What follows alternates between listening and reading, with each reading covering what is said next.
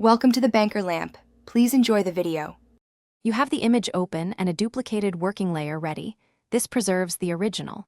First, select the area you want pixelated with marquee or lasso so you isolate the effect.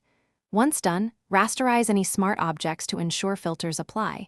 Make sure your duplicate is active. Choose a sensible canvas size. Larger canvases need larger pixel settings. Don't waste time on prep. Set your pixel size mentally now and proceed to the filter menu to begin. You'll apply the mosaic filter to convert detail into uniform blocks. Go to Filter, Pixelate Mosaic, and enter a cell size. Higher values create larger visible squares. If you converted the layer to a smart object earlier, use it now so you can change the cell size later. This is why non-destructive work matters.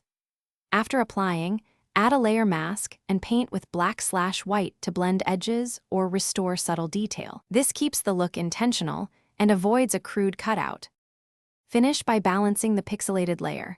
Lower opacity or try overlay/soft light to reintroduce texture. Duplicating and changing blending adds depth. If edges look harsh, select the mask and apply a small Gaussian blur for a gradual transition. For output, flatten a copy to preserve originals. If you can't modify the pixel filter later, convert that layer to a smart object immediately.